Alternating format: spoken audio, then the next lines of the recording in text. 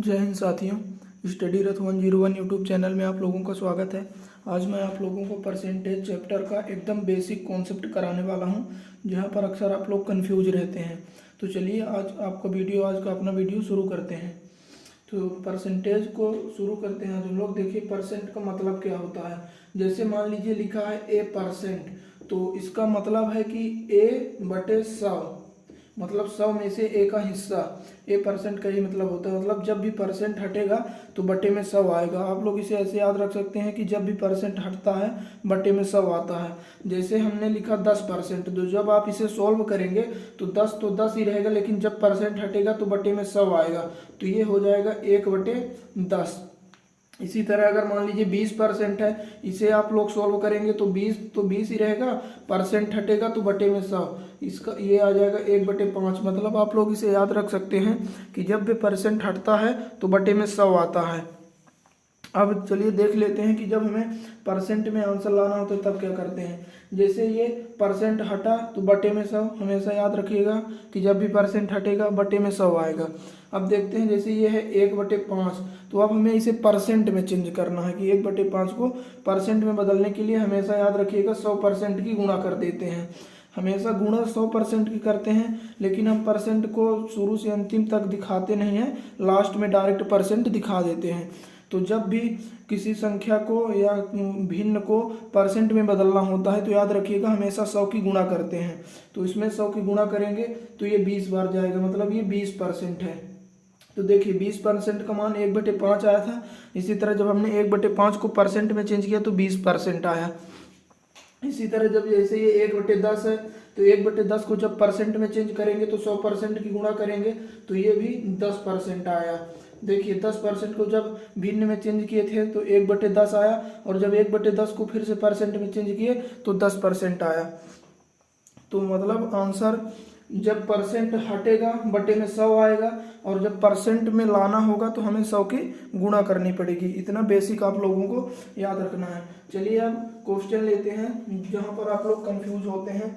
जैसे हम पहले ले लेते हैं 160 का 40 160 का 40% कितना होगा। दो क्वेश्चन मैं आप लोगों के सामने लिखूंगा, आप लोग देखिएगा। 160 का 40% कितना होगा, तो इसे कैसे सोल्व करेंगे। 160 का मतलब होता है गुणा। 160 लिखे, का मतलब गुणा, और ये 40 लिखे।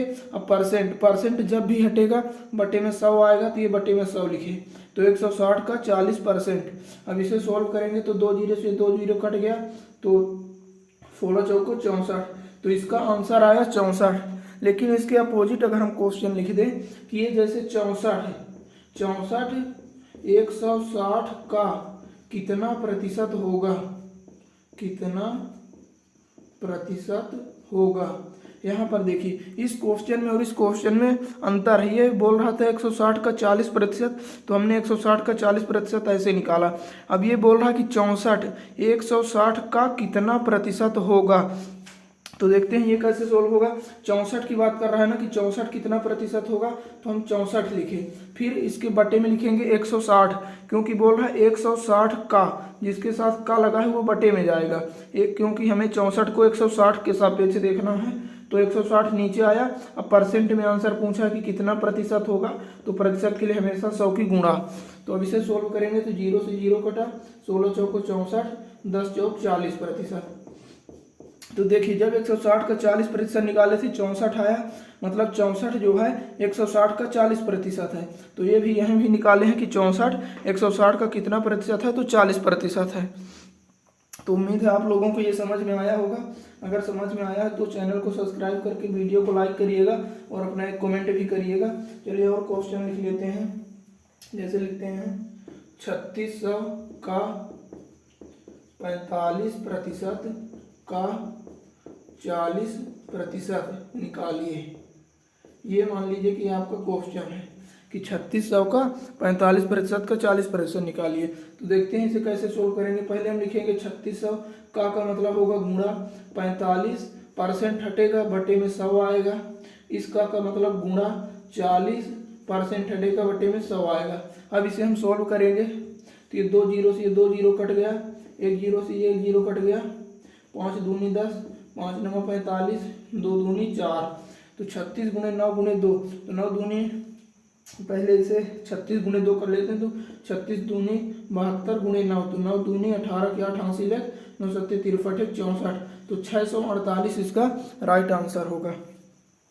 अब चलिए क्वेश्चन और लिखते हैं। अगला क्वेश्चन है हमारा 540 का 75% कितना होगा। तो इसे भी हम वैसे ही सॉल्व करेंगे। 540 का 75% कितना होगा, तो 540 का मतलब गुणा 75% हटेगा तो बटे में 100, तो 540 का 75%। इसे सोल्व करके देखते हैं कितना होगा। तो 25 3 75, 25 चौको 100, 4 कम 4, ये 14 होते, 4 3 12, अब ये 20, तो 4 पंचे 20, 3 पचे 15, 5 हासिल, 3 त्रिका 9 10 हासिल, 3 1 कम 3 1 4, तो इसका आंसर आ गया 405, यानी 540 का 75% 405 होगा। अब इसका अगर हम रिवर्स लिख दें कि 405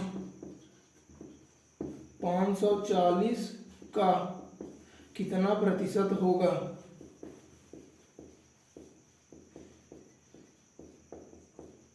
अब आप लोग इस क्वेश्चन में और इस क्वेश्चन में फर्क देख लीजिए। ये बोल रहा था 540 का 75% कितना होगा, और ये बोल रहा है कि 405 540 का कितना प्रतिशत होगा।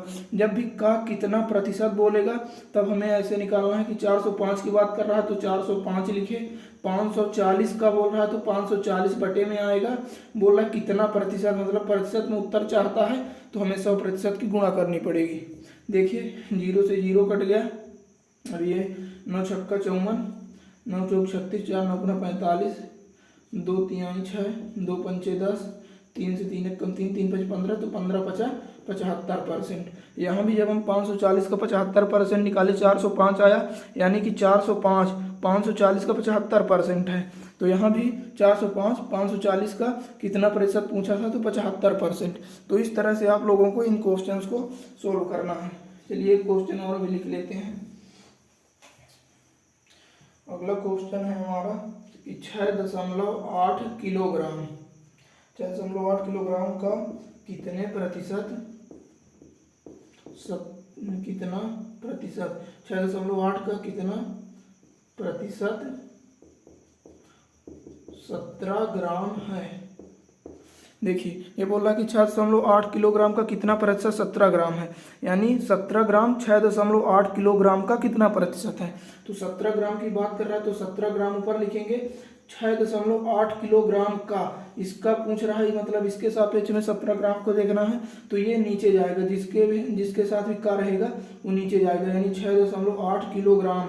अब प्रतिशत में आंसर पूछ रहा है इसलिए 100 की गुणा। अब देखिए ये ऊपर वाला ग्राम में है, नीचे वाला किलोग्राम में है, तो दोनों यूनिट को हम सेम कर लेंगे।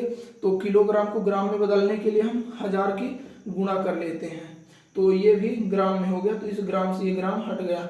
इधर ये दशमलव है, ये दशमलव हटेगा तो ऊपर एक 0 आएगा, 1000 से 1000 कट गया, 17 चौको 68, यानी 1/4%। 6.8 का 1/4% निकालेंगे तो 17 ग्राम आएगा। तो उम्मीद करते हैं आप लोगों को ये वाला कॉन्सेप्ट समझ में आया होगा। चलिए अब एक दूसरा छोटा सा कॉन्सेप्ट देख लेते हैं।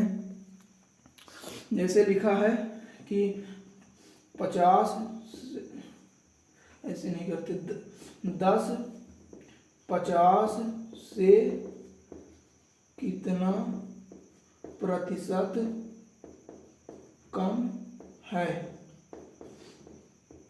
जब भी ऐसे क्वेश्चन आपके पास आए कि 10 50 से कितना प्रतिशत कम है, इनके जगह पर दूसरी संख्याएं भी हो सकती हैं जैसे, तो अब इसे देखिए कैसे सोल्व करेंगे। 10 50 से कितना प्रतिशत कम है, तो पहले हम नॉर्मली देखेंगे कि 10 50 से कितना कम है, तो हम देख रहे हैं कि 10 50 से 40 कम है, तो 40 लिखिए। अब बटे में लिखेंगे कि किससे, जैसे ये 50 से पूछा कि 50 से, तो बटे में हम 50 को लिखेंगे।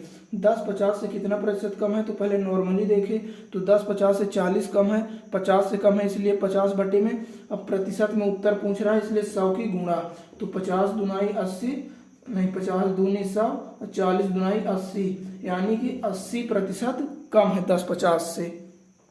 चलिए क्वेश्चन और लिख लेते हैं। जैसे कि लिख लिए 150 50 से कितना प्रतिशत अधिक है। तो देखिए ये कैसे सोल्व होगा कि 150 50 से कितना प्रतिशत अधिक है। तो पहले तो हम देखेंगे कि नॉर्मल में ये कितना अधिक है।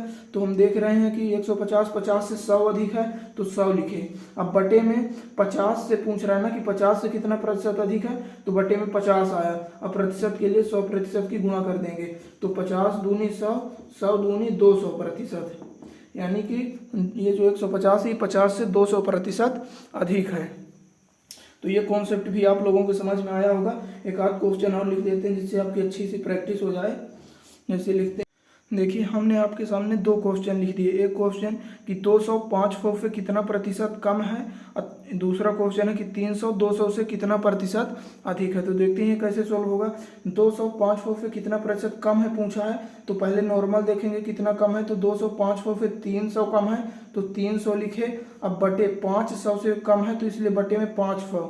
अब परसेंट में उत्तर पूछ रहा है, इसलिए 100% की गुणा। अब इसे सॉल्व करेंगे, जो 2 जीरो से 2 जीरो कटा, 5 छक्का 30, यानी 60% कम है। 200 500 से 60% कम है। अब इसे देखिए 300 200 से कितना प्रतिशत अधिक है। तो पहले हम नॉर्मल देखेंगे कितना अधिक है, तो 100 अधिक है, तो 100 लिखे। बटे में 200 से अधिक है, इसलिए बटे में 200। अब परसेंट के लिए 100 की गुणा। 2 जीरो से 2 जीरो कटा, 2 से ये 50, यानी कि 300 200 से 50% अधिक है। तो चलिए आज का वीडियो यहीं पर समाप्त करते हैं। अगर आप लोगों को अच्छा लगा होगा तो अपना एक कमेंट करिएगा और चैनल को भी सब्सक्राइब करिएगा। धन्यवाद, जय हिंद। मिलते हैं अगले वीडियो में।